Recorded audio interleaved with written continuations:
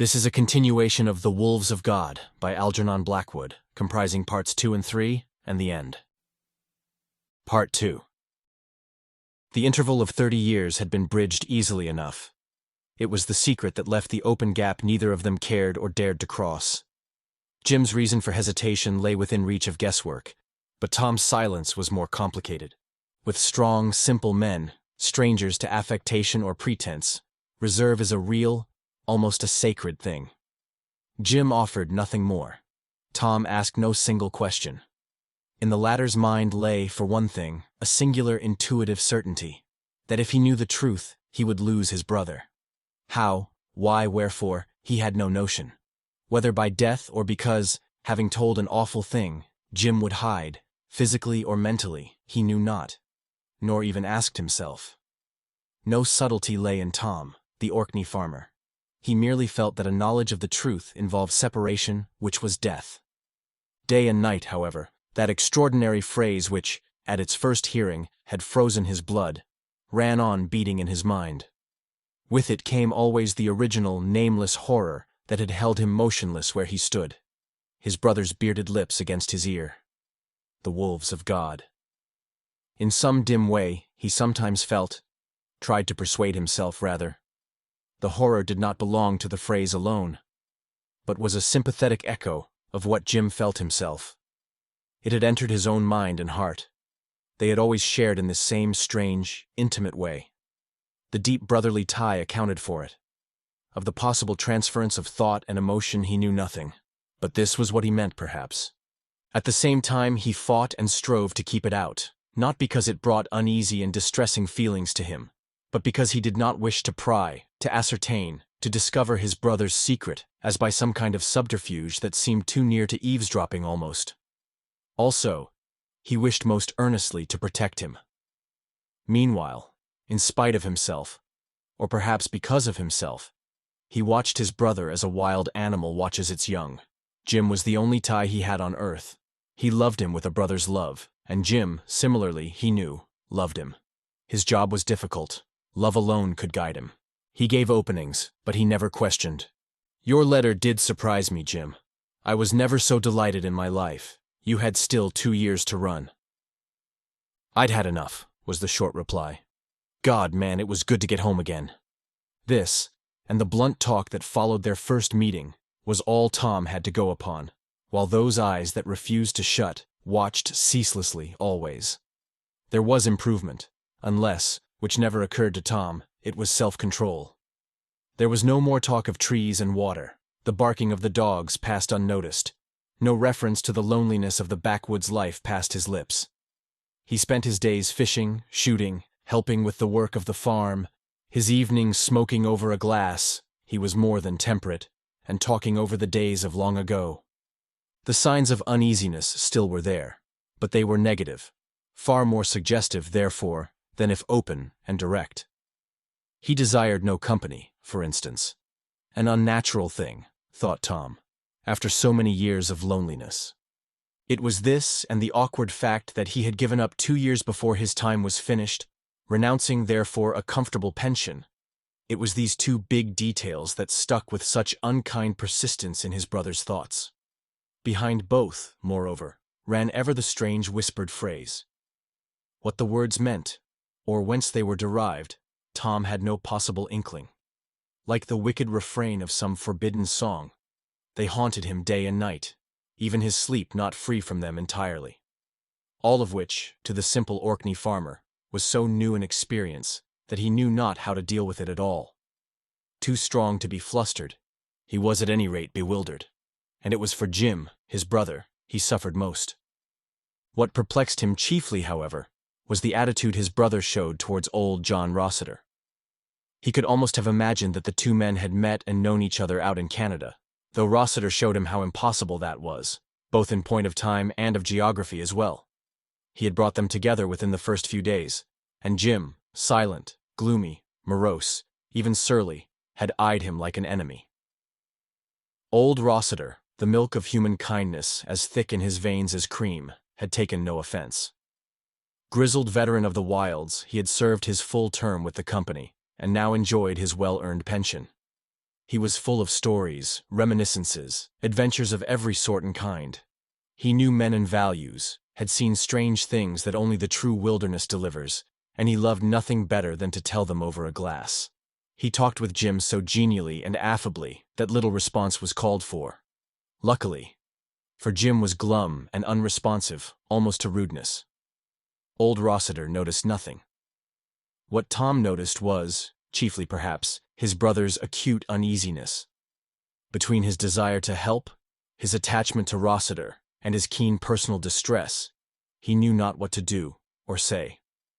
The situation was becoming too much for him. The two families, besides, Peace and Rossiter, had been neighbors for generations, had intermarried freely, and were related in various degrees. He was too fond of his brother to feel ashamed, but he was glad when the visit was over and they were out of their host's house. Jim had even declined to drink with him. "They're good fellows on the island," said Tom on their way home, "but not specially entertaining, perhaps. We all stick together, though. You can trust 'em mostly." "I never was a talker, Tom," came the gruff reply. "You know that." And Tom, understanding more than he understood, accepted the apology and made generous allowances. "John likes to talk," he helped him. "He appreciates a good listener." "It's the kind of talk I'm finished with," was the rejoinder. "The company and their goings-on don't interest me anymore. I've had enough." Tom noticed other things as well with those affectionate eyes of his that did not want to see, yet would not close. As the days drew in, for instance, Jim seemed reluctant to leave the house towards evening. Once the full light of day had passed, he kept indoors. He was eager and ready enough to shoot in the early morning, no matter at what hour he had to get up, but he refused point-blank to go with his brother to the lake for an evening flight. No excuse was offered, he simply declined to go. The gap between them thus widened and deepened, while yet in another sense it grew less formidable. Both knew, that is, that a secret lay between them for the first time in their lives. Yet both knew also that at the right and proper moment it would be revealed. Jim only waited till the proper moment came, and Tom understood. His deep, simple love was equal to all emergencies. He respected his brother's reserve. The obvious desire of John Rossiter to talk and ask questions, for instance, he resisted staunchly as far as he was able. Only when he could help and protect his brother did he yield a little. The talk was brief, even monosyllabic. Neither the old Hudson Bay fellow nor the Orkney farmer ran to many words. "He ain't right with himself," offered John, taking his pipe out of his mouth and leaning forward. "That's what I don't like to see." He put a skinny hand on Tom's knee and looked earnestly into his face as he said it. "Jim," replied the other. "Jim ill, you mean?" It sounded ridiculous. "His mind is sick." "I don't understand," Tom said, though the truth bit like rough-edged steel into the brother's heart. "His soul, then, if you like that better." Tom fought with himself a moment, then asked him to be more explicit. "More'n I can say," rejoined the laconic old backwoodsman. "I don't know myself. The woods heal some men and make others sick." "Maybe, John, maybe." Tom fought back his resentment. "You've lived like him in lonely places. You ought to know." His mouth shut with a snap, as though he had said too much. Loyalty to his suffering brother caught him strongly. Already his heart ached for Jim. He felt angry with Rossiter for his divination, but perceived, too, that the old fellow meant well and was trying to help him. If he lost Jim, he lost the world. His all. A considerable pause followed, during which both men puffed their pipes with reckless energy. Both, that is, were a bit excited. Yet both had their code, a code they would not exceed for worlds. "Jim," added Tom presently, making an effort to meet the sympathy halfway, "ain't quite up to the mark, I'll admit that." There was another long pause, while Rossiter kept his eyes on his companion steadily, though without a trace of expression in them, a habit that the woods had taught him. "Jim," he said at length, with an obvious effort, "is skeered. And it's the soul in him that's skeered." Tom wavered dreadfully then. He saw that old Rossiter, experienced backwoodsman and taught by the company as he was, knew where the secret lay, if he did not yet know its exact terms. It was easy enough to put the question, yet he hesitated, because loyalty forbade. It's a dirty outfit somewheres, the old man mumbled to himself. Tom sprang to his feet. If you talk that way, he exclaimed angrily, you're no friend of mine, or his. His anger gained upon him as he said it. Say that again, he cried, and I'll knock your teeth. He sat back, stunned a moment. Forgive me, John, he faltered, shamed, yet still angry. It's pain to me. It's pain. Jim, he went on, after a long breath and a pull at his glass. Jim is scared. I know it. He waited a moment, hunting for the words that he could use without disloyalty. But it's nothing he's done himself, he said. Nothing to his discredit. I know that. Old Rossiter looked up, a strange light in his eyes. No offense, he said quietly. Tell me what you know, cried Tom suddenly, standing up again. The old factor met his eye squarely, steadfastly. He laid his pipe aside. Do you really want to hear? He asked in a lowered voice. Because if you don't, why, say so right now. I'm all for justice, he added, and always was. Tell me, said Tom, his heart in his mouth. Maybe, if I knew, I might help him. The old man's words woke fear in him. He well knew his passionate, remorseless sense of justice. Help him, repeated the other. For a man skeered in his soul there ain't no help. But, if you want to hear, I'll tell you. Tell me, cried Tom. I will help him. While rising anger fought back rising fear. John took another pull at his glass. Just between you and me, like? Between you and me, said Tom. Get on with it. There was a deep silence in the little room. Only the sound of the sea came in, the wind behind it. The wolves, whispered old Rossiter. The wolves of God. Tom sat still in his chair, as though struck in the face. He shivered. He kept silent, and the silence seemed to him long and curious. His heart was throbbing. The blood in his veins played strange tricks. All he remembered was that old Rossiter had gone on talking. The voice, however, sounded far away and distant. It was all unreal, he felt, as he went homewards across the bleak, wind-swept upland, the sound of the sea forever in his ears. Yes, old John Rossiter, damned be his soul, had gone on talking. He had said wild, incredible things. Damned be his soul. His teeth should be smashed for that. It was outrageous. It was cowardly. It was not true.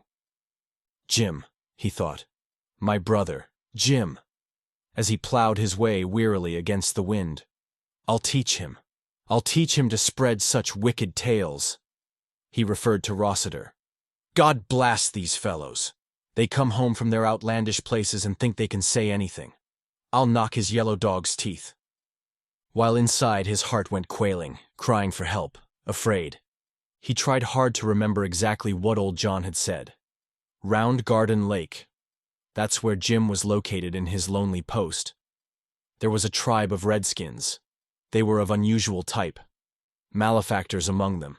Thieves, criminals, murderers, were not punished. They were merely turned out by the tribe to die. But how? The wolves of God took care of them. What were the wolves of God? A pack of wolves the redskins held in awe, a sacred pack, a spirit pack. God curse the man. Absurd, outlandish nonsense, superstitious humbug. A pack of wolves that punished malefactors, killing but never eating them. Torn but not eaten, the words came back to him. White men, as well as red. They could even cross the sea. He ought to be strung up for telling such wild yarns. By God, I'll teach him. Jim, my brother Jim, it's monstrous. But the old man, in his passionate cold justice, had said a yet more terrible thing, a thing that Tom would never forget, as he never could forgive it. You mustn't keep him here. You must send him away. We cannot have him on the island. And for that, though he could scarcely believe his ears, wondering afterwards whether he heard aright, for that, the proper answer to which was a blow in the mouth, Tom knew that his old friendship and affection had turned to bitter hatred. If I don't kill him for that cursed lie, may God, and Jim, forgive me. Part 3. It was a few days later that the storm caught the islands, making them tremble in their sea-born bed. The wind tearing over the treeless expanse was terrible. The lightning lit the skies. No such rain had ever been known. The building shook and trembled. It almost seemed the sea had burst her limits, and the waves poured in. Its fury and the noises that the wind made affected both the brothers, but Jim disliked the uproar most. It made him gloomy, silent, morose. It made him, Tom perceived it at once, uneasy. Scared in his soul, the ugly phrase came back to him. "God save anyone who's out tonight," said Jim anxiously, as the old farm rattled about his head. Whereupon the door opened as of itself. There was no knock. It flew wide, as if the wind had burst it. Two drenched and beaten figures showed in the gap against the lurid sky. Old John Rossiter and Sandy. They laid their fowling pieces down and took off their capes. They had been up at the lake for the evening flight, and 6 birds were in the game bag. So suddenly had the storm come up that they had been caught before they could get home. And, while Tom welcomed them, looked after their creature wants, and made them feel at home as in duty bound, no visit, he felt at the same time, could have been less opportune. Sandy did not matter. Sandy never did matter anywhere, his personality being negligible. But John Rossiter was the last man Tom wished to see just then. He hated the man. Hated that sense of implacable justice that he knew was in him. With the slightest excuse, he would have turned him out and sent him on to his own home, storm or no storm. But Rossiter provided no excuse. He was all gratitude and easy politeness, more pleasant and friendly to Jim even than to his brother. Tom set out the whiskey and sugar, sliced the lemon, put the kettle on, and furnished dry coats while the soaked garments hung up before the roaring fire that Orkney makes customary even when days are warm. "It might be the equinoctials," observed Sandy, "if it wasn't late October." He shivered, for the tropics had thinned his blood. "This ain't no ordinary storm," put in Rossiter, drying his drenched boots. "It reminds me a bit." He jerked his head to the window that gave seawards, the rush of rain against the panes half drowning his voice. "Reminds me a bit of yonder."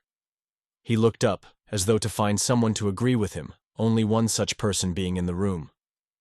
"Sure it ain't," agreed Jim at once, but speaking slowly. "No ordinary storm." His voice was quiet as a child's. Tom, stooping over the kettle, felt something cold go trickling down his back. "It's from across the Atlantic, too." "All our big storms come from the sea," offered Sandy, saying just what Sandy was expected to say. His lank red hair lay matted on his forehead, making him look like an unhappy collie dog. "There's no hospitality," Rossiter changed the talk. "Like an islander's," as Tom mixed and filled the glasses. "He don't even ask, 'Say when.'" He chuckled in his beard and turned to Sandy, well pleased with the compliment to his host. "Now, in Malay," he added dryly, "it's probably different, I guess." And the two men, one from Labrador, the other from the tropics, fell to bantering one another with heavy humor, while Tom made things comfortable, and Jim stood silent with his back to the fire. At each blow of the wind that shook the building, a suitable remark was made, generally by Sandy. "Did you hear that now? 90 miles an hour at least. Good thing you build solid in this country." While Rossiter occasionally repeated that it was an uncommon storm and that it reminded him of the northern tempests he had known out yonder. Tom said little, one thought and one thought only in his heart: the wish that the storm would abate and his guests depart. He felt uneasy about Jim. He hated Rossiter. In the kitchen he had steadied himself already with a good stiff drink and was now halfway through a second. The feeling was in him that he would need their help before the evening was out. Jim, he noticed, had left his glass untouched. His attention clearly went to the wind and the outer night. He added little to the conversation. "Hark!" cried Sandy's shrill voice. "Did you hear that? That wasn't wind, I'll swear." He sat up, looking for all the world like a dog pricking its ears to something no one else could hear. "The sea coming over the dunes," said Rossiter. "There'll be an awful tide tonight and a terrible sea off the wharf. Moon at the full, too." He cocked his head sideways to listen. The roaring was tremendous, waves and wind combining with a result that almost shook the ground.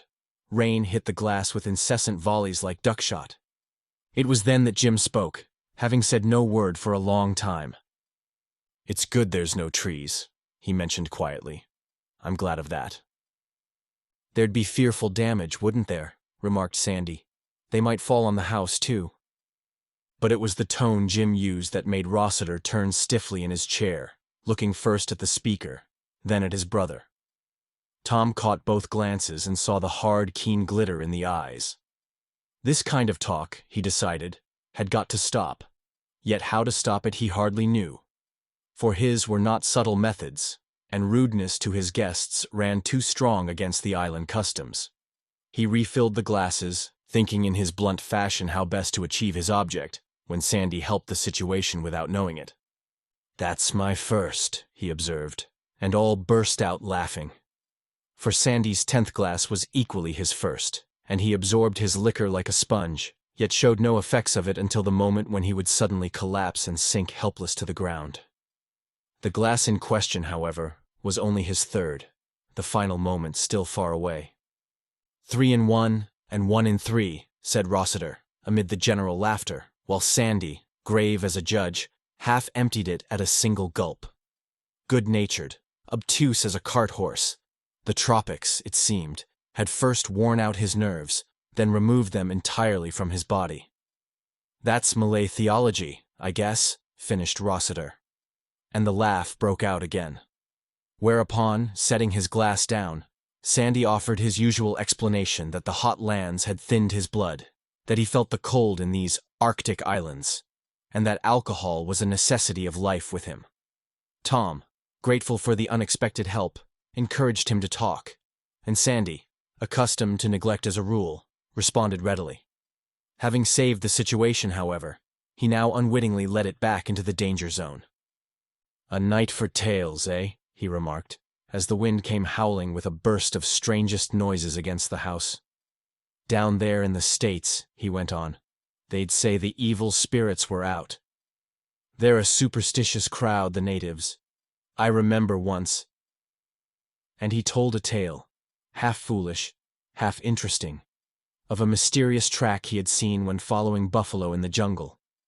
It ran close to the spoor of a wounded buffalo for miles, a track unlike that of any known animal, and the natives, though unable to name it, regarded it with awe. It was a good sign. A kill was certain. They said it was a spirit track.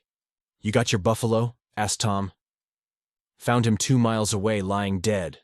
The mysterious spoor came to an end close beside the carcass. It didn't continue. "And that reminds me," began old Rossiter, ignoring Tom's attempt to introduce another subject.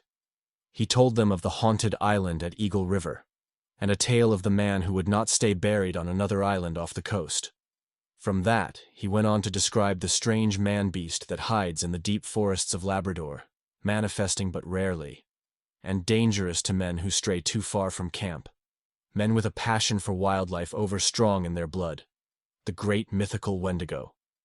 And while he talked, Tom noticed that Sandy used each pause as a good moment for a drink, but that Jim's glass still remained untouched.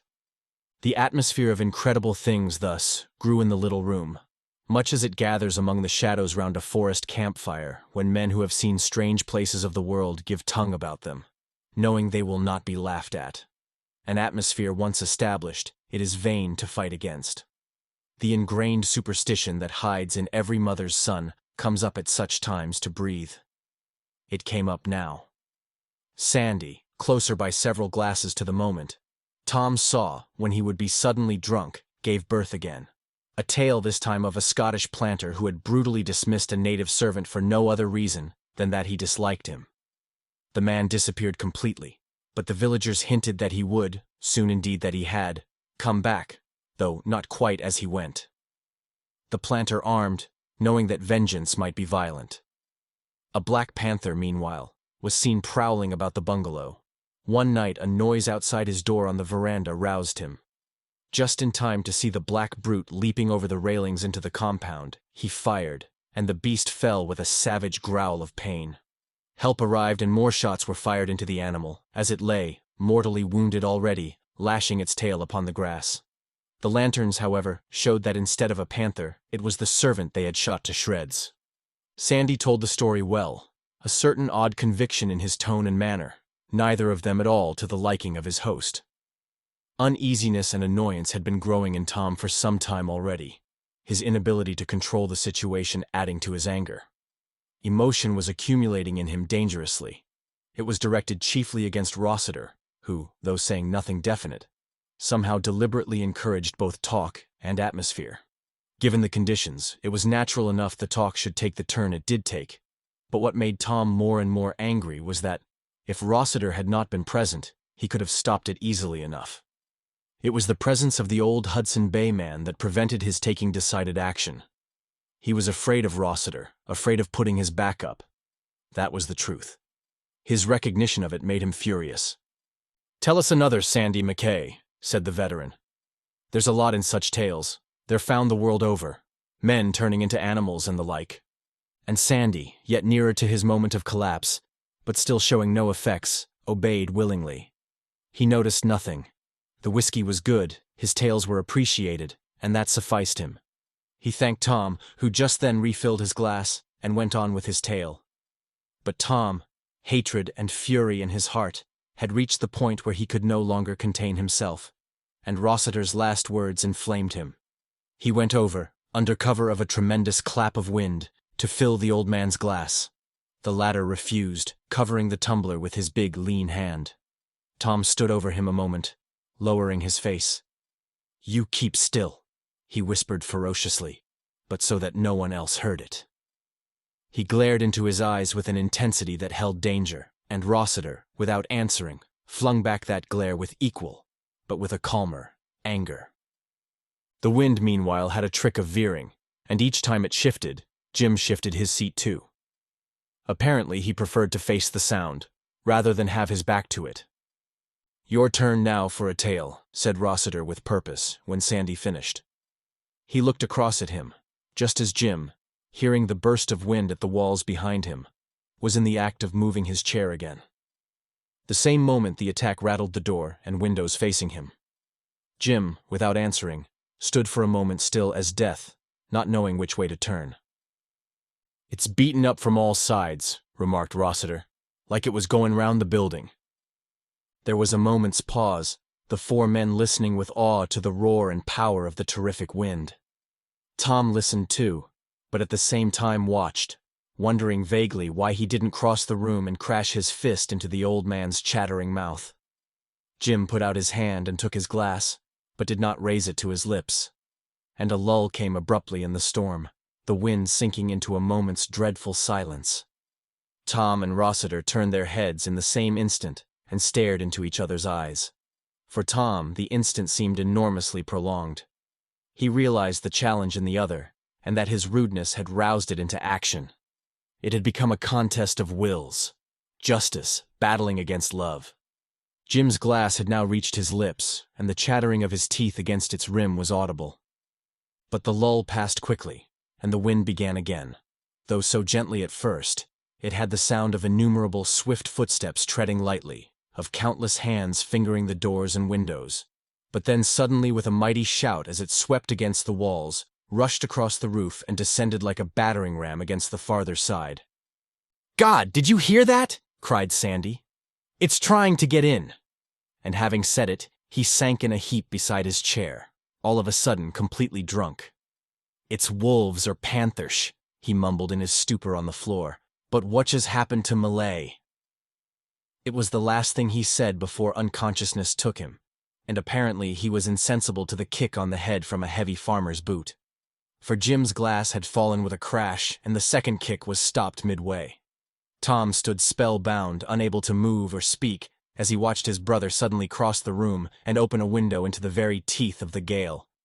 "Let be! Let be!" came the voice of Rossiter, an authority in it, a curious gentleness too, both of them knew. He had risen, his lips were still moving, but the words that issued from them were inaudible, as the wind and rain leaped with a galloping violence into the room, smashing the glass to atoms and dashing a dozen loose objects helter-skelter onto the floor. "I saw it!" cried Jim, in a voice that rose above the din and clamor of the elements. He turned and faced the others, but it was at Rossiter he looked. "I saw the leader!" He shouted to make himself heard, although the tone was quiet. "A splash of white on his great chest. I saw them all." At the words, and at the expression in Jim's eyes, old Rossiter, white to the lips, dropped back into his chair as if a blow had struck him. Tom, petrified, felt his own heart stop. For through the broken window, above yet within the wind, came the sound of a wolf pack running, howling in deep, full-throated chorus, mad for blood. It passed like a whirlwind and was gone. And of the three men so close together, one sitting and two standing, Jim alone was in that terrible moment wholly master of himself. Before the others could move or speak, he turned and looked full into the eyes of each in succession. His speech went back to his wilderness days. "I done it," he said calmly. "I killed him, and I got to go." With a look of mystical horror on his face, he took one stride, flung the door wide, and vanished into the darkness. So quick were both words and action that Tom's paralysis passed only as the draft from the broken window banged the door behind him. He seemed to leap across the room, old Rossiter, tears on his cheeks and his lips mumbling foolish words, so close upon his heels that the backward blow of fury Tom aimed at his face caught him only in the neck and sent him reeling sideways to the floor instead of flat upon his back. "Murderer! My brother's death upon you!" he shouted as he tore the door open again and plunged out into the night. And the odd thing that happened then, the thing that touched old John Rossiter's reason, leaving him from that moment till his death a foolish man of uncertain mind and memory, happened when he and the unconscious, drink-sodden Sandy lay alone together on the stone floor of that farmhouse room. Rossiter, dazed by the blow and his fall, but in full possession of his senses, and the anger gone out of him owing to what he had brought about, this same John Rossiter sat up and saw Sandy also sitting up and staring at him hard. And Sandy was sober as a judge, his eyes and speech both clear, even his face unflushed. "John Rossiter," he said, "it was not God who appointed you executioner. It was the devil." And his eyes, thought Rossiter, were like the eyes of an angel. "Sandy McKay," he stammered, his teeth chattering and breath failing him. "Sandy McKay." It was all the words that he could find. But Sandy, already sunk back into his stupor again, was stretched drunk and incapable upon the farmhouse floor, and remained in that condition till the dawn. Jim's body lay hidden among the dunes for many months, and in spite of the most careful and prolonged searching, it was another storm that laid it bare. The sand had covered it. The clothes were gone, and the flesh, torn but not eaten, was naked to the December sun and wind. The end. Best Audiobooks for Free hopes that you have enjoyed this production of The Wolves of God by Algernon Blackwood. Please subscribe to our channel on YouTube and Rumble, as your subscription is the support we need to create more, great, free content. Please look to our website at bestaudiobooksforfree.com for a complete list of our audiobooks.